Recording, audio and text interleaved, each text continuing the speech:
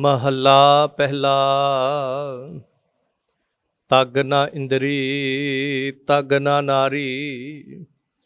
सो धन गुरु नानक देव महाराज अपने इस पावन 15वें श्लोक के अंदर ना जो आपां पिछले 3 पड़ाव सरवण कर रहे हैं, हुण साहिब जी आपां सारिआं नूं इस चौथे पावन पड़ाव विच समझाउंदे जदों उस ब्राह्मण दे नाल चर्चा चल रही है तो साहिब जी जदों उस जनेऊ पाउण वाले हरदयाल पंडित नूं पिछे 2 वार समझाया कि तुसीं चोरियां भी कर रहे हो, जारियां भी करदे हो, सारा कुछ करदे हो, फिर जिहड़ा जनेऊ तूं पाउण वास्ते आया ये सानूं प्रवान नहीं, कोई जिंद दा जनेऊ दे। हुण साहिब जी नूं जदों उन्हें पुछया कि महाराज फिर कोई उपदेश तां सब कहिंदे नाए मन्निया पत उपजै सा लाही सच सूत। उस नाम नूं जपण नाल मन्नण नाल उस दरगाह विच पत इज्जत जिहड़ी रहिंदी। फिर साहिब जी अज किरपा करके उन्होंने फिर समझाउंदे नाल दा तार पातशाह नूं कहण लगे कि तग ना इंदरी तग ना नारी, कि पंडित हरदयाल तू इस तरह याद रख, ये जिहड़ा जनेऊ है ना जो तू अपने स्थान दे उत्ते पाया, मैं तैनूं दसदा जनेऊ असल च पाउणा कित्थे सी कि तग ना इंदरी, तू अपनी इंदरी नूं धागा ना पाया। हुण देखो जिहदा अर्थ कवां ਤਾਂ ਇਹ ਨਾ ਕਿਤੇ ਸਮਝ ਲੈਣਾ ਵੀ ਤੂੰ ਆਪਣੇ ਸਰੀਰ ਦੇ ਕਿਸੇ ਇੰਦਰੇ ਨੂੰ ਧਾਗੇ ਨਾਲ ਬੰਨਿਆ ਕਿਉਂ ਨਹੀਂ ਹੈ, ਕਿਉਂਕਿ ਹੋ ਸਕਦਾ ਹੈ ਜਿਸ ਤਰ੍ਹਾਂ ਉਹ ਜਨੇਊ ਦਾ ਧਾਗਾ ਹੈ ਤੇ ਕੋਈ ਐਸਾ ਸਮਝ ਲਵੇ ਵੀ ਗੁਰੂ ਸਾਹਿਬ ਨੇ ਕਿਹਾ ਵੀ ਤੂੰ ਆਪਣੀ ਕਿਸੇ ਇੰਦਰੀ ਨੂੰ ਤਾਂ ਇਹ ਜਨੇਊ ਪਾਇਆ ਨਹੀਂ, ਤੇ ਉਹ ਕੱਲ ਨੂੰ ਕੰਨ ਤੇ ਜਿਵੇਂ ਜਨੇਊ ਲਵੇਟ ਲੈਂਦਾ, ਉਹ ਜ਼ੁਬਾਨ ਤੇ ਜਨੇਊ ਲਵੇਟ ਲਵੇ, ਉਹ ਕਿਸੇ ਹੋਰ ਇੰਦਰੇ ਦੇ ਉੱਤੇ ਜਨੇਊ ਲਪੇਟ ਲਵੇ। ਤਾਂ ਨਹੀਂ, ਸਤਿਗੁਰੂ ਕਹਿੰਦੇ ਵੀ ਜਿਹੜਾ ਅਸਲ ਜਨੇਊ ਨਾ ਜੋ ਇਸ ਤਰ੍ਹਾਂ ਬਾਹਰੋਂ ਦਿਸਦਾ ਨਹੀਂ, ਇਹ ਤਿਹਰਾ ਨਹੀਂ, 3 ਧਾਗਿਆਂ ਵਾਲਾ ਨਹੀਂ, ਅਸਲ ਵਿੱਚ ਤੂੰ ਆਪਣੀ ਇਸ ਇੰਦਰੀ ਦੇ ਉੱਤੇ ਭਾਵ ਕਿ ਤੂੰ ਜਤ ਸਤ ਧਾਰਨ ਕਰਨਾ ਸੀ। ਇਸ ਵਿਸ਼ੇ ਰੂਪ ਇੰਦਰੀ ਦੇ ਉੱਤੇ ਵਕਾਰ ਰੂਪ ਇੰਦਰੀ ਤੇ ਤਾਂ ਕੋਈ ਜਨੇਊ ਪਿਆ ਨਾ, ਫਿਰ ਇੰਜ ਕਹਿ ਲਈਏ ਇਹਨਾਂ ਅੱਖਾਂ ਦੇ ਉੱਤੇ ਤਾਂ ਤੂੰ ਕੰਟਰੋਲ ਨਾ ਕੀਤਾ। ਧਗ ਨਾ ਨਾਰੀ, ਇਹ ਦਿਨ ਰਾਤ ਇਹ ਇਸਤਰੀਆਂ ਨੂੰ ਦੇਖਦੀਆਂ ਨੇ, ਦਿਨ ਰਾਤ ਇਹ ਅੱਖਾਂ ਵਾਸ਼ਨਾ ਗ੍ਰਸ ਹੁੰਦੀਆਂ ਨੇ। ਫਿਰ ਤਗ ਨਾ ਨਾਰੀ, ਪਰ ਨਾਰੀ ਦੇ ਉੱਤੇ ਜਨੇਊ ਪਾਉਣਾ ਸੀ, ਭਾਵ ਇੱਕ ਤਾਂ ਜੋ ਤੇਰੀ ਵਾਸ਼ਨਾ ਹੈ ਉਹ ਪਰਾਏ ਤਨ ਨੂੰ ਤੱਕ ਕੇ ਜੋ ਤੇਰੇ ਅੰਦਰ ਇੱਕ ਵਾਸ਼ਨਾ ਪ੍ਰਗਟ ਰੂਪ ਲੈਂਦੀ ਹੈ, ਅੱਗੇ ਪਿੱਛੇ ਵਾਸ਼ਨਾ ਜਿਹੜੀ ਉਹ ਦੱਬੀ ਹੈ। ਫਿਰ ਤਗ ਨਾ ਨਾਰੀ, ਨਾਰੀ ਦਾ ਅਰਥ ਹੈ ਤੇਰੇ ਦਿਮਾਗ ਦੀਆਂ ਜਿਹੜੀਆਂ ਸੂਖਮ ਨਾੜੀਆਂ ਨੇ, ਜਿਨ੍ਹਾਂ ਨਾੜੀਆਂ ਦੇ ਵਿੱਚ ਫੁਰਨੇ ਪੈਦਾ ਹੁੰਦੇ ਨੇ, ਉਹਨਾਂ ਨੂੰ ਤੇ ਤੂੰ ਤੱਗ ਨਾ, ਉਹਨਾਂ ਨੂੰ ਤੇ ਰੋਕਿਆ ਨਹੀਂ, ਇੰਜ ਕਹਿ ਲਾ ਉਹਨਾਂ ਨੂੰ ਤੇ ਜਨੇਊ ਪਾਇਆ ਨਹੀਂ, ਉਹਨਾਂ ਨੂੰ ਤੇ ਵਸ ਵਿੱਚ ਕੀਤਾ ਨਹੀਂ। ਜੇ ਇਹ ਸਾਰਾ ਕੁਝ ਤੂੰ ਨਹੀਂ ਕਰਦਾ ਤੇ ਐ ਪੰਡਤ ਫਿਰ ਯਾਦ ਰੱਖੀ ਭਲਕੇ ਥੁੱਕ ਪਵੈ ਨਿਤ ਦਾੜੀ, ਭਲਕੇ ਤੇਰੀ ਦਾੜੀ ਵਿੱਚ ਥੁੱਕਾਂ ਪੈਣਗੀਆਂ। ਇੱਥੇ ਹੁਣ ਭਲਕੇ ਦਾ ਭਾਵ ਅਰਥ ਕੱਲ੍ਹ ਨੂੰ ਨਹੀਂ, ਜਿਵੇਂ ਆਪਾਂ ਆਮ ਸ਼ਬਦ ਕਹਿੰਦੇ ਭਲਕੇ ਮੈਂ ਆਹ ਕੰਮ ਕਰਨਾ ਹੈ, ਭਲਕੇ ਆਪਾਂ ਉੱਥੇ ਜਾਵਾਂਗੇ, ਭਲਕੇ ਦਾ ਅਰਥ ਵੈਸੇ ਆਪਾਂ ਕੱਲ੍ਹ ਵਿੱਚ ਗਿਣਦੇ ਹਾਂ, ਪਰ ਸਾਹਿਬ ਬਾਣੀ ਅੰਦਰ ਬੇਅੰਤ ਦਫਾ ਭਲਕੇ ਸ਼ਬਦ ਦੀ ਵਿਆਖਿਆ ਜਦੋਂ ਕਰਦੇ ਨੇ ਤਾਂ ਗੁਰੂ ਰਾਮਦਾਸ ਮਹਾਰਾਜ ਦਾ ਬਚਨ ਪੜ੍ਹਦੇ ਹੋ, ਗੁਰ ਸਤਿਗੁਰ ਕਾ ਜੋ ਸਿੱਖ ਅਖਾਏ ਸੋ ਭਲਕੇ ਉੱਠ ਹਰ ਨਾਮ ਤੇ ਆਵੈ। ਭਲਕੇ ਉੱਠ ਭਾਵ ਅੰਮ੍ਰਿਤ ਵੇਲੇ ਉੱਠ ਕੇ, ਉਸ ਪਹਿਰ ਨੂੰ ਭਲਕਾ ਸ਼ਬਦ, ਸਵੇਰ ਨੂੰ, ਸਵਖਤੇ ਨੂੰ, ਅੰਮ੍ਰਿਤ ਵੇਲੇ ਨੂੰ ਕਹਿ ਦਈਏ ਤਾਂ ਭਲਕਾ ਸ਼ਬਦ ਵਰਤਿਆ ਜਾਂਦਾ ਹੈ। ਹੋਰ ਵੀ ਬੇਅੰਤ ਪ੍ਰਮਾਣ ਹਨ ਭਲਕੇ ਦੇ ਪਰਥਾਏ, ਪਰ ਖੈਰ ਸਾਹਿਬ ਇੱਥੇ ਕਹਿੰਦੇ ਭਲਕੇ ਥੁੱਕ ਪਵੈ ਨਿਤ ਦਾੜੀ।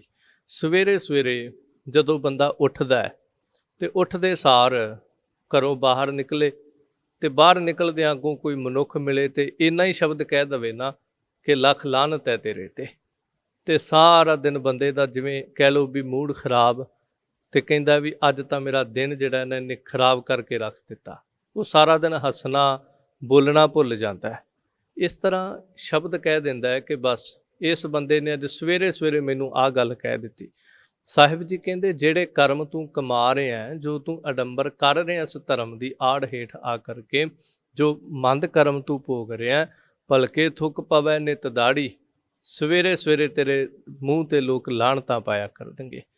ਭਾਵ ਕਿ ਜਦੋਂ ਤੂੰ ਕਰਮ ਕਰਦਾ, ਹੁਣ ਜਦੋਂ ਬੰਦਾ ਸਵੇਰੇ ਘਰੋਂ ਨਿਕਲੇ ਤੇ ਲੋਕ ਵੇਖ ਕੇ ਕਹਿਣ ਉਹ ਵੇਖੋ ਵੱਡਾ ਧਰਮੀ ਜਾਂਦਾ, ਜਦੋਂ ਇਹ ਸ਼ਬਦ ਕੋਈ ਕਹਿ ਦੇਵੇ ਉਹ ਦੇਖੋ ਵੱਡਾ ਧਰਮੀ ਜਾਂਦਾ, ਉਹਦਾ ਮਤਲਬ ਆਪਣੇ ਆਪ ਨੂੰ ਵੀ ਸਮਝ ਆ ਹੀ ਜਾਂਦਾ ਵੀ ਇਹਨਾਂ ਨੇ ਗੱਲ ਕਿੱਥੋਂ ਕੀਤੀ ਹੈ।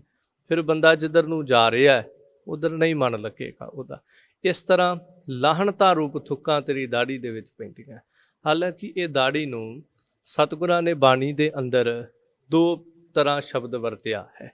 ਇਤਿਹਾਸ ਦੇ ਅੰਦਰ ਤਾਂ ਆਪਾਂ ਸੁੱਚੀ ਦਾੜੀ ਵੀ ਕਰਦੇ ਹਾਂ। ਸਾਹਿਬ ਨੇ ਬਾਣੀ ਅੰਦਰ ਵੀ ਕਿਹਾ ਸੇ ਦਾੜੀਆਂ ਸੁੱਚੀਆਂ ਜੋ ਗੁਰ ਚਰਨੀ ਲੰਘਾਣਾ। ਫਿਰ ਸੱਚੀਆਂ ਦਾੜੀਆਂ ਵੀ ਇਸ ਦਾੜੀ ਨੂੰ ਕਿਹਾ। ਪਰ ਇੱਕ ਸਤਿਗੁਰਾਂ ਨੇ ਇਹ ਵੀ ਬਚਨ ਕਿਹਾ, ਜੇ ਤੇਰੇ ਕੋਲ ਤਾਕਤ ਹੈ, ਜੇ ਤੇਰੇ ਕੋਲ ਜ਼ੋਰ ਹੈ, ਬਲ ਹੈ, ਤਾਂ ਐਸਾ ਨਾ ਹੋਵੇ ਤੂੰ ਕਿਸੇ ਗਰੀਬ ਨੂੰ ਆਪਣੇ ਜ਼ੋਰ ਆਪਣੇ ਬਲ ਦੇ ਨਾਲ ਦਬਾਉਣ ਦੀ ਕੋਸ਼ਿਸ਼ ਕਰੇ, ਉਹਦੇ ਉੱਤੇ ਜ਼ੁਲਮ ਕਰੇ। ਤਾਂ ਨਾਨਕ ਸਤਿਗੁਰੂ ਗਰੀਬ ਨਵਾਜ ਪਾਤਸ਼ਾਹ ਗੁਰਬਾਣੀ ਅੰਦਰ ਇੱਕ ਬਚਨ ਕਹਿੰਦੇ ਨੇ, ਗਰੀਬਾਂ ਉੱਪਰ ਜੇ ਖਿੰਝੈ ਦਾੜੀ ਪਾਰ ਬ੍ਰਹਮ ਸਾ ਅਗਨ ਮਹਿ ਸਾੜੀ। ਜਦੋਂ ਵਾਰਾਂ ਤੇ ਵਧੀਕ ਪੜ੍ਹਦੇ ਸਾਹਿਬ ਕਹਿੰਦੇ ਨਾਨਕ ਸੇ ਦਾੜੀਆਂ ਸੱਚੀਆਂ ਜੇ ਗੁਰ ਚਰਨੀ ਲਗਾਨਾ। ਉਹ ਸੱਚੀਆਂ ਨੇ ਦਾੜੀਆਂ ਜਿਹੜੀਆਂ ਗੁਰੂ ਕੇ ਚਰਨਾਂ ਨਾਲ ਜੁੜਦੀਆਂ ਨੇ, ਗੁਰੂ ਕੇ ਚਰਨਾਂ ਨਾਲ ਲੱਗਦੀਆਂ ਹਨ।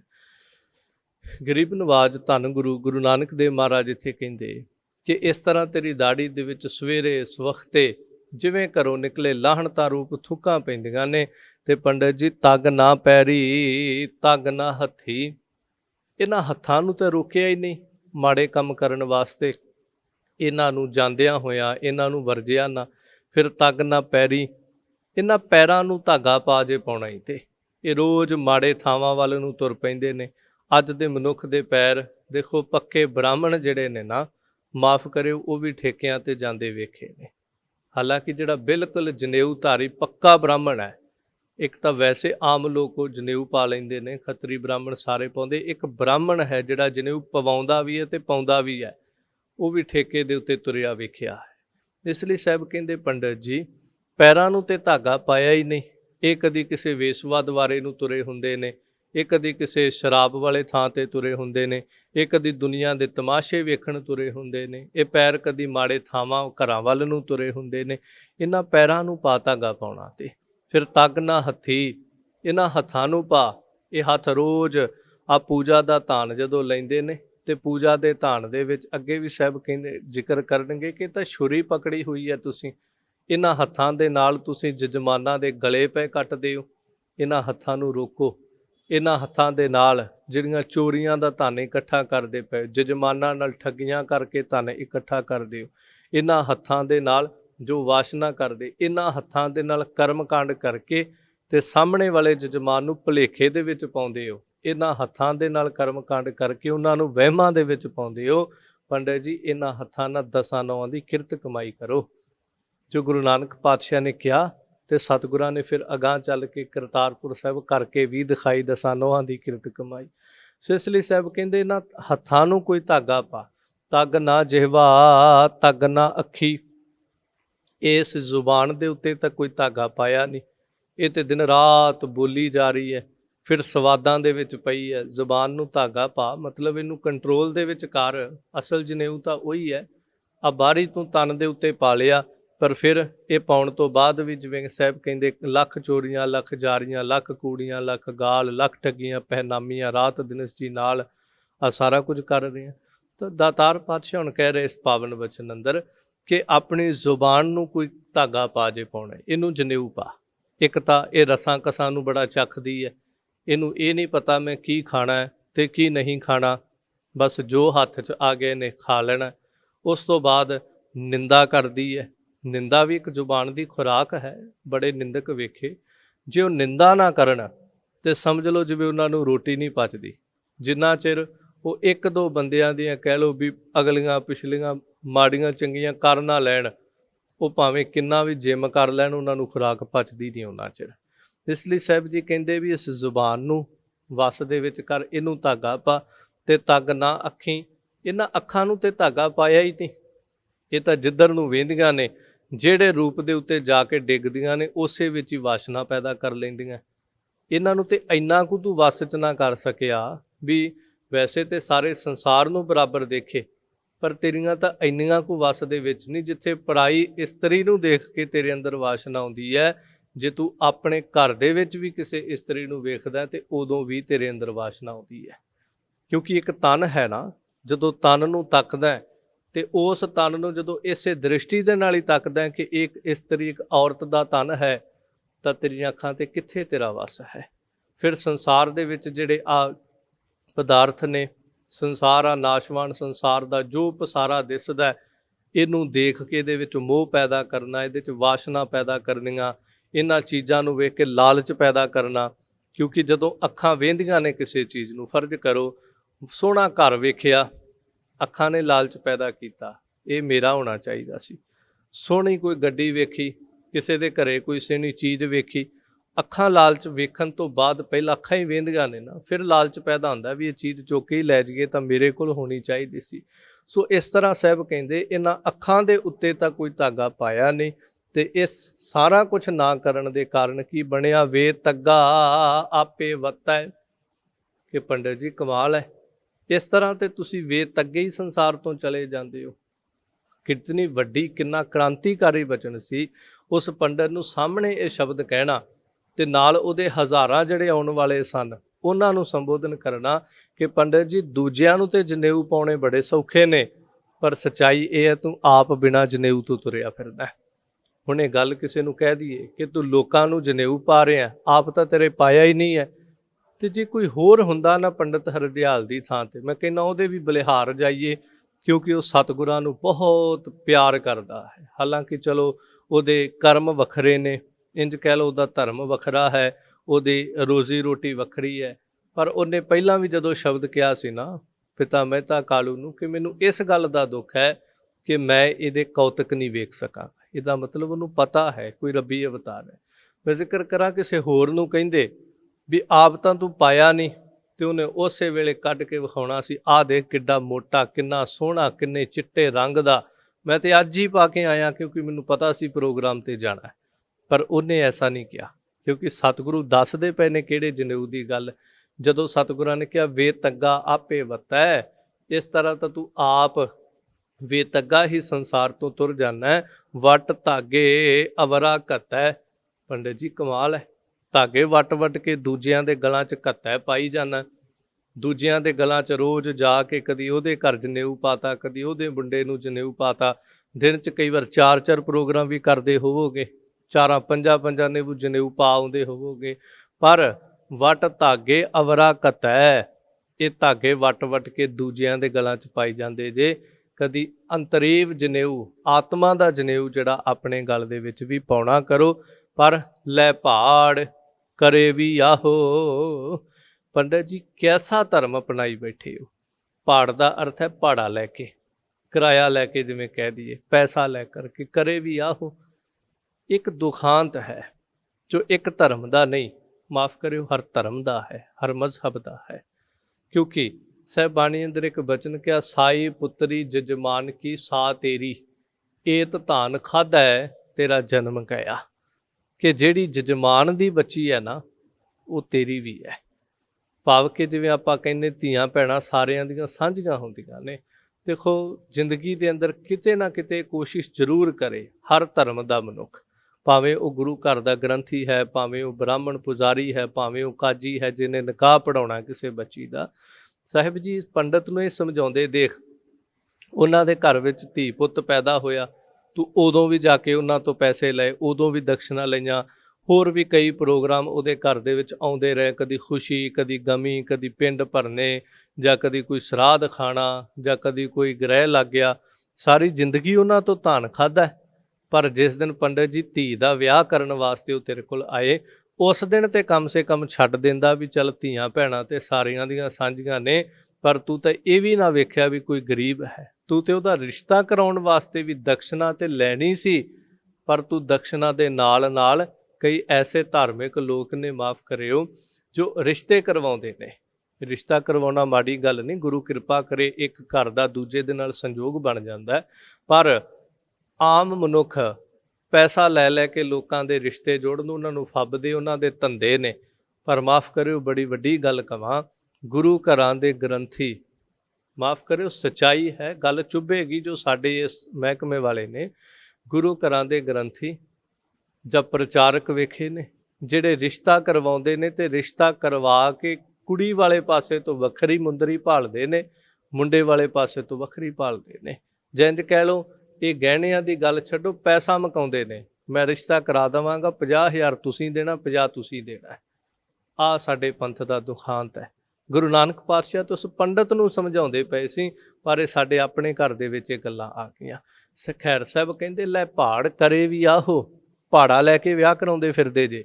ਇੱਕ ਤਾਂ ਪਹਾੜਾ ਦਕਸ਼ਨਾ ਲੈ ਕੇ, ਫਿਰ ਧਨ ਲੈ ਕੇ ਰਿਸ਼ਤੇ ਪੱਕੇ ਕਰਾਉਂਦੇ ਫਿਰਦੇ ਜੇ ਬੱਚੀਆਂ ਦੇ ਧੀਆਂ ਦੇ। ਪੰਡਿਤ ਜੀ ਕਮ ਸੇ ਕਮ ਉਹਨਾਂ ਨੂੰ ਤੇ ਛੱਡ ਦਿੰਦੇ, ਉਸ ਵਕਤ ਤੇ ਤਰਸ ਕਰ ਲੈਂਦੇ। ਕਿਸੇ ਗਰੀਬ ਦੀ ਧੀ ਹੈ, ਉਹਨੇ ਪਹਿਲਾਂ ਹੀ ਵਿਚਾਰੇ ਨੇ ਇੰਨਾ ਧਨ ਲਾ ਕਰਕੇ ਉਹਦਾ ਵਿਆਹ ਕਰਾਇਆ, ਜੇ ਤੂੰ ਦਕਸ਼ਨਾ ਨਹੀਂ ਲਏਗਾ ਤੇ ਕੀ ਹੋ ਜਾਏਗਾ। ਉਹਨੇ ਪਤਾ ਨਹੀਂ ਕਿਸ ਤਰ੍ਹਾਂ ਇੱਧਰੋਂ ਉੱਧਰੋਂ ਕਰਕੇ ਤੇ ਇਹ ਕੰਨਿਆਦਾਨ ਕਰਨ ਵਾਲੀ ਰਸਮ ਕਰਨ ਲੱਗਾ, ਉਹਦੇ ਤੇ ਘਰ 'ਚ ਅੱਗੇ ਬੜਾ ਔਖਾ ਹੋਣਾ। ਤੇ ਤੈਨੂੰ ਚਾਹੀਦਾ ਸੀ ਇਸ ਕੰਨਿਆਦਾਨ ਦੇ ਵਿੱਚ ਆਪਣੇ ਵੱਲੋਂ ਕੋਈ ਦਾਨ ਪਾਉਂਦਾ, ਪਰ ਤੂੰ ਕਹਿੰਦੀ ਪਹਿਲਾਂ ਇੰਨੇ ਰੱਖ ਤਾਂ ਮੈਂ ਫੇਰੇ ਕਰਾਵਾਂਗਾ, ਨਹੀਂ ਤਾਂ ਨਹੀਂ ਹੋ ਸਕਦੇ। ਲੈ ਪਹਾੜ ਕਰੇ ਵੀ ਆਹੋ, ਕੱਢ ਕਾਗਲ ਦੱਸੇ ਰਾਹੋ। ਪੰਡਿਤ ਜੀ ਕਾਗਲ ਪੱਤਰੀ ਕੱਢ ਕੇ ਤੂੰ ਉਹਨਾਂ ਨੂੰ ਰਾਹ ਦੱਸਦਾ ਫਿਰਦਾ, ਲਿਆਓ ਜੀ ਮੈਂ ਤੁਹਾਡੀ ਪੱਤਰੀ ਪਹਿਲਾਂ ਕੱਢਦਾ। ਇਹ ਪੱਤਰੀ ਕੱਢਣ ਦਾ ਮਤਲਬ, ਜਿਸ ਤਰ੍ਹਾਂ ਰਿਸ਼ਤੇ ਪੱਕੇ ਕਰਦਿਆਂ ਵਿਆਹ ਬੰਨ੍ਹਦੇ ਸੀ ਜਦੋਂ ਲੋਕ, ਉਦੋਂ ਪੱਤਰੀਆਂ ਕਢਾਉਂਦੇ ਸੀ ਜਾ ਕੇ। ਤੇ ਮਾਫ਼ ਕਰਿਓ ਅੱਜ ਵੀ ਬੜੇ ਐਸੇ ਲੋਕ ਨੇ, ਚਲੋ ਮੈਂ ਹਰ ਵਾਰ ਬੇਨਤੀ ਕਰਦਾ, ਦੂਜੇ ਦਾ ਧਰਮ ਉਹਨੂੰ ਮੁਬਾਰਕ, ਉਹਦੇ ਧਰਮ ਦੇ ਜੋ ਕਾਇਦੇ ਕਾਨੂੰਨ ਉਹ ਕਰੇ, ਪਰ ਸਿੱਖ ਹੋਵੇ ਤੇ ਰਿਸ਼ਤਾ ਪੱਕਾ ਕਰਨ ਲੱਗਿਆ ਇਹ ਸ਼ਬਦ ਕਹਿੰਦਾ ਹੋਵੇ ਜੀ ਪਹਿਲਾਂ ਇਹ ਦੱਸਿਓ ਮੰਗਲੀਕ ਤਾਂ ਨਹੀਂ ਆ, ਉਸ ਤੋਂ ਬਾਅਦ ਫਿਰ ਇਹ ਕਹਿੰਦਾ ਹੋਵੇ ਜੀ ਅਸੀਂ ਮੂਰਤ ਕਢਾ ਲਈਏ। ਤੇ ਮਾਫ਼ ਕਰਿਓ ਆ ਜਿਹੜਾ ਸਮਾਂ ਚੱਲਦਾ ਪਿਆ ਨਾ ਲੋਕਡਾਊਨ, ਚੰਗੇ ਚੰਗੇ ਮਨੁੱਖ ਜਿਹੜੇ ਕਹਿ ਲਓ ਘਰਾਂ 'ਚ ਬਹਿ ਗਏ ਨੇ, ਉਸ ਵਕਤ ਮੈਂ ਕਈ ਵਾਰ ਸੋਚਦਾ ਜਦੋਂ ਇਹ ਸਾਰਾ ਕੁਝ ਸ਼ੁਰੂ ਹੋਇਆ ਸੀ ਤੇ ਪੰਡਤਾਂ ਨੇ ਜਿਹੜੇ ਏਡੇ ਏਡੇ ਸਾਹੇ ਕੱਢੇ ਹੋਏ ਸੀਗੇ ਵੀ ਫਲਾਣਾ ਦਿਨ ਬੜਾ ਚੰਗਾ ਹੈ ਜੀ, ਉਸ ਦਿਨ ਤੁਸੀਂ ਵਿਆਹ ਕਰ ਲਿਓ। ਉਹਨਾਂ ਦਿਨਾਂ ਦੇ ਮਾਰਚ ਅਪ੍ਰੈਲ ਦੇ ਵਿੱਚ ਪਤਾ ਨਹੀਂ ਕਿੰਨੇ ਕੁ ਵਿਆਹ ਹੁੰਦੇ ਨੇ ਮੁਲਕ ਦੇ ਅੰਦਰ, ਵੀ ਉਹ ਸਾਹੇ ਕੱਢੇ ਜਾਂਦੇ ਨੇ। ਉਹ ਮੌਸਮ ਦੇ ਹਿਸਾਬ ਨਾਲ ਕੱਢ ਲੈਂਦੇ ਜਾਂ ਛੁੱਟੀਆਂ ਦੇ ਹਿਸਾਬ ਨਾਲ ਕੱਢ ਲੈਂਦੇ। ਉਹਨਾਂ ਦਿਨਾਂ 'ਚ ਕੋਈ ਵਿਆਹ ਨਹੀਂ ਹੋਇਆ। ਤੇ ਮੈਂ ਸੋਚਦਾ ਸੀ ਕਮਾਲ ਹੈ, ਜਿਸ ਪੰਡਤ ਨੇ ਸਾਹਾ ਕੱਢ ਕੇ ਕਿਹਾ ਸੀ ਆਹ ਦਿਨ ਬੜਾ ਚੰਗਾ ਹੈ, ਉਹਨੂੰ ਇਹ ਨਹੀਂ ਸੀ ਪਤਾ ਵੀ ਇਸ ਦਿਨ ਵਿਆਹ ਤੇ ਹੋ ਹੀ ਨਹੀਂ ਸਕਦਾ, ਉਸ ਦਿਨ ਤੇ ਬਿਮਾਰੀ ਫੈਲੀ ਹੋਣੀ ਹੈ, ਘਰਾਂ 'ਚ ਲੋਕ ਬੜੇ ਹੋਣੇ ਤੇ ਇਹ ਸਾਹਾ ਤੇ ਲੱਗ ਹੀ ਨਹੀਂ ਸਕੇਗਾ। ਪਰ ਉਹਨੇ 6-6 ਮਹੀਨੇ ਪਹਿਲਾਂ ਸਾਹਾ ਕੱਢ ਦਿੱਤਾ ਵੀ ਇਸ ਦਿਨ ਵਿਆਹ ਕਰ ਲਿਓ ਜੀ, ਬੜਾ ਭਲਾ ਦਿਨ ਹੈ, ਤੇ ਉਸ ਦਿਨ ਲੋਕੀ ਘਰਾਂ 'ਚੋਂ ਵੀ ਨਾ ਨਿਕਲ ਸਕੇ। ਸੋ ਕੈਸਾ ਵਹਿਮ ਦੁਨੀਆ ਦੇ ਅੰਦਰ ਪਿਆ ਸੀ। ਪਰ ਮੈਂ ਜ਼ਿਕਰ ਕਰਾਂ, ਸਿੱਖ ਇੱਕ ਪਾਸੇ ਅਰਦਾਸ ਕਰਦਾ ਹੈ, ਗੁਰੂ ਘਰ ਆਉਂਦਾ ਹੈ, ਤੇ ਦੂਸਰੇ ਪਾਸੇ ਜਾ ਕੇ ਫਿਰ ਕੁੰਡਲੀਆਂ ਫਰੋਲਦਾ ਫਿਰਦਾ ਹੁੰਦਾ ਹੈ। ਦੇਖੋ ਅਰਦਾਸ ਤੇ ਕਰਮਕਾਂਡ ਇਹਨਾਂ ਦਾ ਦੂਰ ਨੇੜੇ ਦਾ ਵੀ ਕੋਈ ਤਾਲੁਕਾਤ ਵਾਸਤਾ ਨਹੀਂ, ਪਰ ਇੱਕ ਪਾਸੇ ਗੁਰੂ ਘਰੋਂ, ਆਪਣੇ ਘਰੋਂ ਤਾਂ ਚਲੋ ਨਿਕਲੇ, ਜਦੋਂ ਆਪਣੇ ਘਰੋਂ ਵੀ ਸਿੱਖ ਕੰਮ ਕਾਜ ਤੇ ਨਿਕਲਦਾ ਇੱਕ ਅਰਦਾਸ ਕਰਕੇ ਨਿਕਲਦਾ, ਨਿਕਲਣਾ ਚਾਹੀਦਾ। ਤੇ ਜਿਵੇਂ ਘਰੋਂ ਬਾਹਰ ਨਿਕਲਦਾ ਪਿੱਛੋਂ ਕੋਈ ਆਵਾਜ਼ ਮਾਰ ਲੈ, ਕਹਿੰਦਾ ਲੈ ਮੈਂ ਕੰਮ ਤੇ ਚੱਲਾ ਸੀ। ਇੱਥੋਂ ਤੱਕ ਗੱਲ ਛੱਡੋ, ਗੁਰੂ ਘਰੋਂ ਸਿੱਖ ਨਿਕਲੇ ਅਰਦਾਸ ਕਰਾ ਕੇ ਕਿਸੇ ਚੰਗੇ ਕੰਮ ਵਾਸਤੇ, ਕੋਈ ਰਿਸ਼ਤਾ ਕਰਨ ਨਿਕਲੇ, ਕੋਈ ਜੌਬ ਦੇ ਵਾਸਤੇ ਨਿਕਲੇ, ਕੋਈ ਹੋਰ ਕੰਮ ਵਾਸਤੇ ਗੁਰੂ ਘਰ ਅਰਦਾਸ ਕਰਾ ਕੇ ਨਿਕਲਿਆ। ਗੁਰੂ ਘਰ ਦੇ ਗੇਟ ਤੇ ਗਿਆ, ਪਿੱਛੇ ਸੇਵਾਦਾਰ ਨੇ ਕੋਈ ਆਵਾਜ਼ ਮਾਰਤੀ, ਮੰਨ ਲਓ ਵੀ ਭਾਈ ਸਾਹਿਬ ਤੁਹਾਡੀ ਚਾਬੀ ਰਹਿ ਗਈ ਜਾਂ ਪ੍ਰਸ਼ਾਦ ਲੈ ਜਾਓ। ਕਈ ਵਾਰ ਕਿ ਇੰਨੇ ਕਾਹਲੀ 'ਚ ਹੁੰਦੇ ਪ੍ਰਸ਼ਾਦ ਨਹੀਂ ਲੈਂਦੇ, ਭਾਈ ਸਾਹਿਬ ਪ੍ਰਸ਼ਾਦ ਲੈ ਜਾਓ, ਜਾਂ ਭਾਈ ਸਾਹਿਬ ਕੋਈ ਗੱਲ ਸੀ। ਤੇ ਉਸੇ ਵੇਲੇ ਮਨ 'ਚ ਕਹਿੰਦੇ ਲੈ ਮੈਂ ਤਾਂ ਆਹ ਕੰਮ ਚੱਲਾ ਸੀਗਾ, ਪਿੱਛੋਂ ਆਵਾਜ਼ ਮਾਰਤੀ। ਅਰਦਾਸ ਕਰਵਾ ਕੇ ਗੁਰੂ ਘਰ ਹੀ ਖੜੇ ਨੇ ਤੇ ਫਿਰ ਸ਼ਬਦ ਕਹਿੰਦਾ ਇਹਨੇ ਪਿੱਛੋਂ ਆਵਾਜ਼ ਮਾਰਤੀ ਮੈਨੂੰ। ਆਹ ਸਾਡੇ ਅੰਦਰ ਦੇ ਹਾਲਤ ਨੇ। ਸੋ ਦਾਤਾ ਜੀ ਕਹਿੰਦੇ ਨੇ ਕੱਢ ਕਾਗਲ ਦੱਸੇ ਰਾਹੋ, ਕਾਗਜ਼ ਕੱਢ ਕੇ, ਪੱਤਰੀਆਂ ਕੱਢ ਕੇ ਲੋਕਾਂ ਨੂੰ ਰਾਹ ਦੱਸਦਾ। ਸੁਣ ਵੇਖੋ ਲੋਕਾ ਇਹੋ ਵਿਡਾਨ, ਇਹ ਦੁਨੀਆ ਦੇ ਲੋਕੋ ਆ ਸੁਣੋ ਤੇ ਆ ਵੇਖੋ ਕੈਸਾ ਅਸਚਰਜ ਹੋ ਰਿਹਾ ਇਸ ਦੁਨੀਆ ਦੇ ਉੱਤੇ, ਕੈਸੇ ਭੁਲੇਖੇ ਪਾਏ ਜਾ ਰਹੇ ਨੇ। ਪੰਡਤ ਹਰਦਿਆਲ ਨੂੰ ਵੀ ਸੰਬੋਧਨ ਕਰਦੇ, ਜਿਤਨੇ ਬੈਠੇ ਨੇ ਰਿਸ਼ਤੇਦਾਰ ਸ਼ਰੀਕਾ, ਸਾਰਿਆਂ ਨੂੰ ਕਹਿੰਦੇ ਇਹ ਦੁਨੀਆ ਦੇ ਲੋਕੋ ਸੁਣੋ ਵੇਖੋ, ਤੁਹਾਨੂੰ ਇਸ ਦੁਨੀਆ ਦੀ ਅਸਚਰਜਤਾ ਵਿਖਾਵਾਂ। ਕੈਸੀ ਹੈਰਾਨੀ ਨਾਲ ਭਰੀ ਗੱਲ ਹੈ, ਮਨ ਅੰਧਾ ਨਾਉ ਸੁਜਾਨ, ਕਿ ਮਨ ਦਾ ਅੰਧਾ ਹੈ ਤੇ ਲੋਕਾਂ ਨੇ ਇਹਦਾ ਨਾਂ ਰੱਖਿਆ ਸੁਜਾਨ ਹੈ। ਇਹ ਬੜਾ ਸਿਆਣਾ ਹੈ। ਕੋਈ ਕੰਮ ਕਰਨਾ ਹੁੰਦਾ ਸੀ ਪਹਿਲੇ ਸਮੇਂ ਤਾਂ ਪੰਡਤ ਨੂੰ ਪੁੱਛਦੇ ਸੀ। ਇੱਥੋਂ ਤੱਕ ਜੇ ਘਰ ਦੇ ਵਿੱਚ ਕੋਈ ਛੋਟਾ ਮੋਟਾ ਜਿਵੇਂ ਕਹਿ ਲਓ ਤੋੜ ਫੋੜ ਵੀ ਕਰਨੀ ਹੈ ਨਾ, ਤੇ ਲੋਕਾਂ ਦੀ ਐਸੀ ਹਾਲਤ ਸੀ ਜੀ, ਕੰਧ ਢਾਹ ਕੇ ਕਰਨੀ ਮੂਰਤ ਕੱਢਿਓ, ਆ ਖੂਹ ਪੁੱਟਣਾ ਮੂਰਤ ਕੱਢਿਓ, ਆ ਖੇਤੀ 'ਚ ਬੀਜ ਬੀਜਣਾ ਮੂਰਤ ਕੱਢਿਓ, ਮੈਂ ਫਸਲ ਵੱਢਣ ਚੱਲਾਂ ਮੂਰਤ ਕੱਢਿਓ, ਮੈਂ ਫਲਾਣੀ ਯਾਤਰਾ ਤੇ ਚੱਲਾਂ ਮੂਰਤ ਕੱਢਿਓ, ਮੈਂ ਰਿਸ਼ਤੇਦਾਰੀ 'ਚ ਜਾਣਾ ਮੂਰਤ ਕੱਢਿਓ। ਹਰ ਥਾਂ ਦੇ ਉੱਤੇ ਕਿਹਾ ਜਾਂਦਾ ਸੀ ਜੀ ਪੰਡਤ ਸਾਰਿਆਂ ਤੋਂ ਸਿਆਣਾ। ਤੇ ਗੁਰੂ ਨਾਨਕ ਪਾਤਸ਼ਾਹ ਕਹਿੰਦੇ ਕਿਆ ਅਸਚਰਜ ਹੈ ਦੁਨੀਆ ਦਾ, ਮਨ ਅੰਧਾ ਨਾਉ ਸੁਜਾਨ। ਮਨ ਦਾ ਅੰਧਾ ਤੇ ਲੋਕੀ ਇਹਨੂੰ ਕਹਿੰਦੇ ਪਏ ਨੇ ਸੁਜਾਣਾ ਹੈ, ਬੜਾ ਸਿਆਣਾ ਹੈ। बहुत ज़्यादा जिवें कह लो इनू दिसदा है। पिछे भी साहब ने बाणी अंदर इसे वार च ही सानू समझाया सी कि ऐसे लोग ने जिहड़े हैन अंधे ने ते दूजिਆਂ ਨੂੰ ਰਾਹ ਦੱਸਦੇ ਪਏ ਨੇ। ਆਪ ਅੱਖਾਂ ਤੋਂ ਦਿਸਦਾ ਨਹੀਂ ਤੇ ਦੂਜਿਆਂ ਨੂੰ ਰਾਹ ਪਾਉਂਦੇ ਪਏ ਨੇ। ਮਨ ਅੰਧਾ ਨਾਉ ਸੋ ਜਾਣ, ਮਨ ਦੇ ਅੰਧੇ ਤੇ ਸਾਹਿਬ ਜੀ ਕਹਿੰਦੇ ਆਪਣਾ ਨਾਂ ਜਿਹੜਾ ਉਹ ਸਿਆਣਾ ਰਖਵਾਈ ਬੈਠੇ ਨੇ। ਇਸ ਤਰ੍ਹਾਂ ਗੁਰੂ ਨਾਨਕ ਪਾਤਸ਼ਾਹ ਪੰਡਤ ਹਰਦਿਆਲ ਨੂੰ ਇਹ ਉਪਦੇਸ਼ ਦਿੱਤਾ ਕਿ ਤੂੰ ਕਿਹੜਾ ਜਨੇਊ ਪਾ, ਆ ਜਨੇਊ ਸਾਨੂੰ ਵੀ ਪਾਉਣ ਦੀ ਲੋੜ ਨਹੀਂ ਤੇ ਤੂੰ ਵੀ ਜਿਹੜਾ ਬਾਹਰ ਧਾਰਨ ਕੀਤਾ ਸਿਰਫ ਤੇਰਾ ਚਿੰਨ੍ਹ ਹੈ। ਇਹਦੇ ਅੰਦਰ ਜਿਹੜਾ ਜਨੇਊ ਹੈ ਨਾ, ਜੋ ਸਤਿਗੁਰਾਂ ਨੇ ਇਹਨੂੰ ਦੱਸਿਆ, ਦਇਆ ਕਪਾਹ ਸੰਤੋਖ ਸੂਤ ਜਤ ਗੰਢੀ ਸਤ ਵਟ, ਇਹੋ ਜਨੇਊ ਜੀ ਕਾ ਹਈ ਤਾ ਪਾਂਡੇ ਕੱਤ। ਗਰੀਬ ਨਵਾਜ ਸਾਹਿਬ ਇਹ ਉਪਦੇਸ਼ ਦੇ ਕੇ ਫਿਰ ਪੌੜੀ ਅੰਦਰ ਕਿਰਪਾ ਕਰਦੇ। ਪੌੜੀ ਸਾਹਿਬ ਹੋਏ ਦਇਆਲ, ਕਿਰਪਾ ਕਰੇ ਤਾਂ ਸਾਈ ਕਾਰ ਕਰਾਏ ਸੀ। ਉਹ ਸਾਹਿਬ ਮਾਲਕ ਦਇਆਲ ਹੋਵੇ, ਜੇ ਉਹ ਕਿਰਪਾ ਕਰ ਦਵੇ ਤਾਂ ਸਾਹਿਬ ਕਹਿੰਦੇ ਸਾਈ ਕਾਰ ਕਰਾਏ ਸੀ। ਉਹ ਉਹੀ ਕਾਰ ਜਿਹੜੀ ਹੈ ਇਸ ਜੀਵ ਤੋਂ, ਇਸ ਮਨੁੱਖ ਤੋਂ ਕਰਵਾ ਲੈਂਦਾ। ਇੱਕ ਤਾਂ ਜੋ ਵੀ ਕਰਵਾ ਰਿਹਾ, ਜਿਸ ਤਰ੍ਹਾਂ ਉਹਨੂੰ ਪਾਉਂਦਾ ਉਸ ਤਰ੍ਹਾਂ ਕਰਵਾ ਰਿਹਾ। ਫਿਰ ਜਦੋਂ ਦਇਆਲਤਾ ਦੇ ਘਰ ਵਿੱਚ ਆਏ, ਸਾਈ ਕਾਰ ਕਰਾਏ ਸੀ, ਫਿਰ ਉਹਨੂੰ ਜੋ ਚੰਗਾ ਲੱਗਦਾ ਉਹ ਕਰਵਾ ਲੈਂਦਾ। ਜਦੋਂ ਦਿਆਲੂ ਹੁੰਦਾ ਹੈ, ਇੰਝ ਕਹਿ ਲਓ ਫਿਰ ਦਿਆਲੂ ਹੋ ਕੇ ਗੀਤਾ ਦੇ ਅਰਥ ਵੀ ਕਰਵਾ ਲੈਂਦਾ ਗੂੰਗਿਆਂ ਤੋਂ। ਉਹ ਦਿਆਲੂ ਹੋ ਕਰਕੇ ਜਿਵੇਂ ਕਹਿ ਦੋ ਐਸੇ ਐਸੇ ਸਿੱਖ ਜਿਨ੍ਹਾਂ ਨੂੰ ਆਉਂਦਾ ਕੁਛ ਨਹੀਂ ਤੇ ਦਿਆਲੂ ਹੋ ਕੇ ਮਾਲਕ ਉਹ ਆਪਣੇ ਪਿਆਰੇ ਕਵੀ ਧੰਨਾ ਸਿੰਘ ਤੋਂ ਬਹੁਤ ਪਿਆਰੀਆਂ ਕਵਿਤਾ ਜਿਹੜੀਆਂ ਉਹਨਾਂ ਦੀ ਰਚਨਾ ਕਰਵਾ ਰਿਹਾ। ਉਹ ਮਾਲਕ ਜਦੋਂ ਦਿਆਲੂ ਹੋ ਜਾਂਦਾ ਹੈ ਤਾਂ ਜ਼ਮੀਨ ਤੇ ਡਿੱਗਿਆਂ ਹੋਇਆਂ ਨੂੰ ਵੀ ਚੁੱਕ ਕੇ ਸੀਨਿਆਂ ਨਾਲ ਲਾ ਲੈਂਦਾ। ਉਹ ਮਾਲਕ ਜਦੋਂ ਦਿਆਲੂ ਹੋ ਜਾਂਦਾ ਤਾਂ ਜਿਨ੍ਹਾਂ ਨੂੰ ਲੋਕ ਕਹਿੰਦੇ ਸੀ ਇਹ ਕੋਹੜੀ ਹੈ, ਸਤਿਗੁਰੂ ਗੁਰੂ ਅਮਰਦਾਸ ਮਹਾਰਾਜ ਜੀ ਉਸ ਪ੍ਰੇਮੇ ਕੋਹੜੀ ਨੂੰ ਵੀ ਤਨ ਦੀ ਅਰੋਗਤਾ ਦੇ ਕੇ ਉਹਨੂੰ ਐਸੇ ਦਿਆਲਤਾ ਦੇ ਘਰ ਵਿੱਚ ਆਏ, ਉਹਨੂੰ ਮੰਜੀ ਥਾਪ ਦਿੱਤੀ। ਸੋ ਇਸ ਕਰਕੇ ਜਦੋਂ ਦਇਆਲ ਹੁੰਦਾ ਤਾਂ ਸਾਹਿਬ ਸਾਈ ਕਾਰ ਕਰਾਏ ਸੀ, ਜੋ ਉਹਨੂੰ ਪਾਉਂਦਾ ਉਹ ਕਾਰ ਫਿਰ ਉਹਦੇ ਤੋਂ ਜੀਵ ਤੋਂ ਕਰਵਾ ਲੈਂਦਾ। ਸੋ ਸੇਵਕ ਸੇਵਾ ਕਰੇ ਜਿਸਨੋਂ ਹੁਕਮ ਮਨਾਏ ਸੀ। ਸਾਹਿਬ ਕਹਿੰਦੇ ਉਹੀ ਸੇਵਕ ਸੇਵਾ ਕਰਦਾ ਜਿਹਨੂੰ ਆਪਣਾ ਹੁਕਮ ਜਿਹੜਾ ਉਹ ਮਨਵਾ ਲੈਂਦਾ। ਹਾਲਾਂਕਿ ਇਹ ਵੀ ਹੈ ਸਾਡੇ 'ਚ ਇੰਨੀ ਸੋਝੀ ਸਮਰੱਥਾ ਕਿੱਥੇ ਅਸੀਂ ਉਹਦੇ ਹੁਕਮ ਤੋਂ ਆਖੀ ਹੋ ਜਾਈਏ। ਜ਼ੋਰ ਨਹੀਂ ਚੱਲਦਾ ਉਹਦੇ ਹੁਕਮ ਅੱਗੇ, ਪਰ ਫਿਰ ਵੀ ਇਹ ਅਵੈੜਾ ਮਨ ਜਿਹੜਾ ਹੈ ਉਹਦੇ ਹੁਕਮ ਨੂੰ ਮੰਨਦਿਆਂ ਹੋਇਆਂ ਵੀ ਉਲਾਮੇ ਦੇਈ ਜਾਏਗਾ ਕਿ ਨਹੀਂ ਮੈਂ ਨਹੀਂ ਮੰਨਣਾ, ਮੇਰੇ ਨਾਲ ਬਹੁਤ ਮਾੜੀ ਹੋਈ, ਮੈਨੂੰ ਆਹ ਦੁੱਖ ਦੇ ਦਿੱਤਾ ਰੱਬ ਨੇ। ਪਰ ਸਾਹਿਬ ਕਹਿੰਦੇ ਹਾਂ ਉਹ ਜਿਹੜਾ ਸੇਵਕ ਸੇਵਾ ਦੇ ਵਿੱਚ ਹਾਜ਼ਰ ਹੈ ਉਹਨੂੰ ਆਪਣਾ ਹੁਕਮ ਮਨਾ ਲੈਂਦਾ। ਜਿੰਝ ਕਹਿ ਲਓ ਜਿਹਨੂੰ ਉਹਦਾ ਹੁਕਮ ਮੰਨਣ ਦੀ ਜਾਂਚ ਆ ਗਈ ਤਾਂ ਉਸ ਨੂੰ ਆਪਣੀ ਸੇਵਾ ਦੇ ਵਿੱਚ ਲਾ ਲੈਂਦਾ। ਕਿਉਂਕਿ ਹੁਣ ਆਪਾਂ ਘਰ ਦੇ ਵਿੱਚ ਇੱਕ ਨੌਕਰ ਰੱਖੀਏ, ਆਪਾਂ ਉਹੀ ਨੌਕਰ ਰੱਖਦੇ ਆ ਨਾ ਜਿਹੜਾ ਗੱਲ ਮੰਨੇ। ਆਪਾਂ ਕਹੀਏ ਵੀ ਨੌਕਰ ਤਾਂ ਅਸੀਂ ਰੱਖਣਾ, ਪਰ ਉਹ ਰੱਖਣਾ ਜਿਹੜਾ ਸਾਡੀ ਗੱਲ ਹੀ ਨਾ ਸੁਣੇ ਕਰੇ। ਤੇ ਜੇ ਨੌਕਰ ਵੀ ਮੰਨ ਲਓ ਕਹਿ ਦੇ ਜੀ ਮੈਂ ਤੁਹਾਡੀ ਗੱਲ ਨਹੀਂ ਸੁਣਨੀ, ਕਰਨੀਆਂ ਮੈਂ ਮਰਜ਼ੀਆਂ, ਤੇ ਆਪਾਂ ਕਹਿੰਦੇ ਭਾਈ ਸਮਾਨ ਚੁੱਕ ਤੇ ਤੁਰਦਾ ਹੋ। ਹੁਣ ਇੱਕ ਪਾਸੇ ਸੇਵਕ ਹੋਵੇ ਤੇ ਨਾਲ ਇਹ ਕਵੇ ਜੇ ਮੈਂ ਸੇਵਾ ਕਰਨੀ ਪਰ ਚੱਲਣਾ ਮੈਂ ਆਪਣੇ ਹਿਸਾਬ ਨਾਲ ਹੀ ਹੈ। ਉਹਨੂੰ ਸਾਹਿਬ ਆਸਾ ਕੀ ਵਾਰ ਅੰਦਰ ਇੱਕ ਬਚਨ ਕਹਿੰਦੇ ਸਲਾਮ ਜਵਾਬ ਦੋਵੇਂ ਕਰੇ ਮੁੱਢੋਂ ਕੁੱਥਾ ਜਾਏ। ਕਿ ਇੱਕ ਪਾਸੇ ਸਲਾਮਾਂ ਵੀ ਕਰੇ, ਜੀ ਜੀ ਜੀ ਹਜ਼ੂਰ ਵੀ ਕਰੇ, ਤੇ ਦੂਜੇ ਪਾਸੇ ਕੋ ਠੋਕ ਠੋਕ ਕੇ ਜਵਾਬ ਵੀ ਦਵੇ ਗੱਲ ਗੱਲ ਦੇ ਉੱਤੇ। ਕੈਸਾ ਸੇਵਕ ਕੈਸਾ ਨੌਕਰ ਹੈ।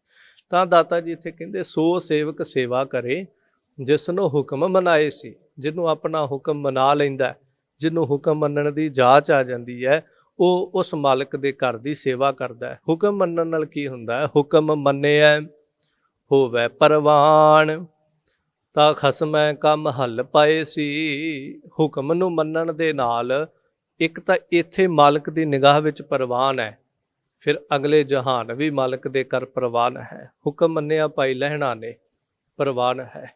ਜੇ ਕਦੀ ਕਿਹਾ ਕਿ ਇਸ ਕਿੱਕਰ ਨੂੰ ਹਿਲਾ ਇਹਦੇ ਤੋਂ ਮਠਿਆਈਆਂ ਝੜਨਗੀਆਂ, ਸਾਰਿਆਂ ਨੇ ਮਨਾ ਕਰ ਦਿੱਤਾ, ਪਰ ਭਾਈ ਲਹਿਣਾ ਚੜ੍ਹ ਗਿਆ। ਲੋਕੀ ਕਹਿੰਦੇ ਲਹਿਣਿਆ ਤੈਨੂੰ ਨਹੀਂ ਪਤਾ ਕਦੀ ਕਿੱਕਰਾਂ ਤੋਂ ਮਠਿਆਈਆਂ ਡਿੱਗਦੀਆਂ ਵੇਖੀਆਂ ਹੀ? ਇਹਨਾਂ ਤੋਂ ਕੰਡੇ ਹੀ ਡਿੱਗਦੇ ਨੇ, ਸਿਰਫ ਇਹਨਾਂ ਤੋਂ ਲੱਗੇ ਹੋਏ ਪੀਲੇ ਪੀਲੇ ਬੂਰ ਵਰਗੇ ਫੁੱਲ ਹੀ ਝੜਦੇ ਨੇ। ਤੇ ਲਹਿਣੇ ਦੇ ਅੱਗੋਂ ਬੋਲ ਸੀ ਮੈਨੂੰ ਇਹ ਨਹੀਂ ਪਤਾ ਇੱਥੋਂ ਕੀ ਡਿੱਗੇਗਾ, ਮੇਰਾ ਕੰਮ ਹੈ ਮਾਲਕ ਨੇ ਕਿਹਾ ਚੜ੍ਹ ਕਿੱਕਰ ਤੇ ਇਹਨੂੰ ਹਿਲਾ, ਮੇਰਾ ਕੰਮ ਹੈ ਹੁਕਮ ਮੰਨਣਾ, ਮੈਂ ਹੁਕਮ ਦੀ ਤਾਲੀਮ ਕਰ ਰਿਹਾ। ਦੂਸਰਾ ਮੈਨੂੰ ਇਹ ਪੱਕਾ ਵਿਸ਼ਵਾਸ ਹੈ ਕਿ ਜਿਹੜਾ ਕਹਿ ਰਿਹਾ ਇਹਦੇ ਤੋਂ ਮਠਿਆਈਆਂ ਡਿੱਗਣਗੀਆਂ ਬਸ ਉਹਦੀ ਦ੍ਰਿਸ਼ਟੀ ਦੇ ਨਾਲ ਇਹਦੇ ਤੋਂ ਮਠਿਆਈਆਂ ਜ਼ਰੂਰ ਟਿਕਣਗੀਆਂ, ਤੁਹਾਡੀ ਆਪਣੀ ਸਮਝ ਹੈ। ਸੋ ਇਸ ਤਰ੍ਹਾਂ ਹੁਕਮ ਮੰਨਿਆ, ਭਾਈ ਲਹਿਣਾ ਪ੍ਰਵਾਨ ਹੋ ਗਿਆ। ਹੁਕਮ ਮੰਨਿਆ ਗੁਰੂ ਅਮਰਦਾਸ ਮਹਾਰਾਜ ਨੇ, ਪ੍ਰਵਾਨ ਹੋ ਗਏ। ਹੁਕਮ ਮੰਨਿਆ ਭਾਈ ਜੇਠਾ ਜੀ ਨੇ, ਪ੍ਰਵਾਨ ਹੋ ਗਏ। ਧੰਨ ਗੁਰੂ ਅਰਜਨ ਦੇਵ ਮਹਾਰਾਜ ਹੁਕਮ ਮੰਨਿਆ, ਪ੍ਰਵਾਨ ਹੋ ਗਏ। ਤਾਂ ਸਾਹਿਬ ਕਹਿੰਦੇ ਹੁਕਮ ਨੂੰ ਮੰਨ ਕੇ ਪ੍ਰਵਾਨ ਹੋਈਦਾ ਤੇ ਖਸਮ ਦਾ ਮਹਿਲ ਪਾਈਦਾ, ਖਸਮ ਦਾ ਮਹੱਲ ਪਾ ਲਈਦਾ, ਖਸਮ ਦਾ ਘਰ ਪਾ ਲਈਦਾ, ਖਸਮ ਦੀ ਅਭੇਦਤਾ ਮਿਲਦੀ ਹੈ, ਖਸਮ ਮਾਲਕ ਦੇ ਘਰੇ ਪ੍ਰਵਾਨ ਹੋ ਜਾਈਦਾ। ਖਸਮ ਮੈਂ ਭਾਵੈ ਸੋ ਕਰੇ, ਮਨਹੁ ਚਿੰਦਿਆ ਸੋ ਫਲ ਪਾਏ ਸੀ। ਜੋ ਖਸਮ ਨੂੰ ਭਾਵੇ ਉਹੀ ਕਰਨਾ ਚਾਹੀਦਾ। ਇੰਝ ਕਹਿ ਲਓ, ਜੋ ਗੁਰੂ ਨੂੰ ਭਾਉਂਦਾ ਸਿੱਖ ਨੂੰ ਹਮੇਸ਼ਾ ਉਹੀ ਕਰਨਾ ਚਾਹੀਦਾ ਜੋ ਗੁਰੂ ਨੇ ਕਿਹਾ ਹੈ। ਇਹ ਨਹੀਂ ਕਿ ਗੁਰੂ ਨੂੰ ਉਹ ਕੰਮ ਭਾਉਂਦਾ ਨਹੀਂ। ਹੁਣ ਕੁਰੈਤਾਂ ਗੁਰੂ ਨੂੰ ਭਾਉਂਦੀਆਂ ਨਹੀਂ ਤੇ ਸਿੱਖ ਕਵੇ ਮੈਨੂੰ ਚੰਗੀਆਂ ਲੱਗਦੀਆਂ ਮੈਂ ਤਾਂ ਕਰਾਂਗਾ। ਪਰ ਸਾਹਿਬ ਕਹਿੰਦੇ ਜੋ ਮਾਲਕ ਨੂੰ ਭਾਉਂਦਾ ਉਹੀ ਕਰਿਆ ਕਰ ਜੋ ਤੈਨੂੰ ਹੁਕਮ ਹੈ ਰਹਿਤ ਮਰਿਆਦਾ ਦਾ। ਇਸ ਤਰ੍ਹਾਂ ਕਰਨ ਦੇ ਨਾਲ ਮਨਹੁ ਚਿੰਦਿਆ ਸੋ ਫਲ ਪਾਏ ਸੀ। ਮਨ ਚਿੰਦਿਆ ਫਲ ਜਿਹੜਾ ਉਹ ਪ੍ਰਾਪਤ ਹੁੰਦਾ। ਜੋ ਗੁਰੂ ਤੋਂ ਮੰਗੀਏ ਗੁਰੂ ਝੋਲੀ ਪਾਉਂਦਾ, ਤਾਂ ਦਰਗਹਿ ਪੈਂਧਾ ਜਾਏ ਸੀ। ਇਸ ਤਰ੍ਹਾਂ ਸਾਹਿਬ ਜੀ ਕਹਿੰਦੇ ਉਸ ਦਰਗਾਹ ਦੇ ਵਿੱਚ ਇੱਜ਼ਤ ਪੱਤ ਪ੍ਰਤਿਸ਼ਠਾ ਦੇ ਨਾਲ ਉਸ ਮਾਲਕ ਦੀ ਹਜ਼ੂਰੀ ਵਿੱਚ ਪਹੁੰਚਦਾ, ਸਾਰੇ ਬੰਧਨਾਂ ਤੋਂ ਛੁੱਟ ਜਾਂਦਾ, ਆਉਣ ਜਾਣ ਤੋਂ ਛੁੱਟ ਜਾਂਦਾ ਹੈ ਤੇ ਉਸ ਅਕਾਲ ਪੁਰਖ ਦੀ ਗੋਦ ਦੇ ਅੰਦਰ ਜਾ ਕੇ ਸਮਾ ਜਾਂਦਾ ਹੈ। ਸੋ ਇੱਥੇ ਆਸਾ ਕੀ ਵਾਰ ਦੇ 15 ਸ਼ਲੋਕ ਗੁਰੂ ਕਿਰਪਾ ਨਾਲ ਸੰਪੂਰਨ ਹੋਏ ਨੇ। ਸੋ ਸਾਹਿਬ ਜੀ ਨੇ ਇਸ ਪਾਵਨ 15ਵੇਂ ਸ਼ਲੋਕ ਅੰਦਰ ਪੰਡਤ ਹਰਦਿਆਲ ਨੂੰ ਉਪਦੇਸ਼ ਦਿੰਦੇ ਆ ਤੇ ਸਾਨੂੰ ਸਾਰਿਆਂ ਨੂੰ ਸਮਝਾਉਂਦੇ ਆ, ਸੰਸਾਰ ਦੇ ਝੂਠੇ ਕਰਮ ਕਾਂਡਾਂ ਚੋਂ ਕੱਢਿਆ ਤੇ ਸਮਝਾਇਆ, ਭਾਈ ਨਾਏ ਮੰਨਿਆ ਪਤ ਉਪਜੈ ਸਾਲਾਹੀ ਸਚ ਸੂਤ। ਨਾਮ ਨੂੰ ਧਿਆਓ, ਨਾਮ ਨੂੰ ਜਪੋ। ਜਿਸ ਦਿਨ ਮਾਲਕ ਦਇਆਲ ਹੋ ਜਾਂਦਾ ਤੇ ਉਹ ਆਪਣੀ ਗੱਲ ਵਕੜੀ ਦਿੰਦਾ ਤੇ ਜਿਹੜਾ ਉਹਦੇ ਹੁਕਮ ਵਿੱਚ ਆ ਜਾਂਦਾ ਉਹ ਫਿਰ ਪ੍ਰਵਾਨ ਹੋ ਜਾਂਦਾ। ਸੋ 15 ਸ਼ਲੋਕ ਸੰਪੂਰਨ ਇਹਨੇ ਸ਼ਬਦ ਪ੍ਰਵਾਨ ਕਰਨੇ। ਹੋਈਆਂ ਭੁੱਲਾਂ ਦੀ ਖਿਮਾ, ਸਾਹਿਬ ਕਿਰਪਾ ਕਰਨ, ਸਮਤ ਦੀ ਦਾਤ ਬਖਸ਼, ਨਿਵਾਜਨਾ ਕਰਨ। ਖਸਮ ਮੈਂ ਭਾਵੈ ਸੋ ਕਰੇ, ਮਨਹੁ ਚਿੰਦਿਆ ਸੋ ਫਲ ਪਾਏ ਸੀ। ਤਾ ਦਰਗਹਿ ਪੈਂਧਾ ਜਾਏ ਸੀ। ਵਾਹਿਗੁਰੂ ਜੀ ਕਾ ਖਾਲਸਾ, ਵਾਹਿਗੁਰੂ ਜੀ ਕੀ ਫਤਿਹ।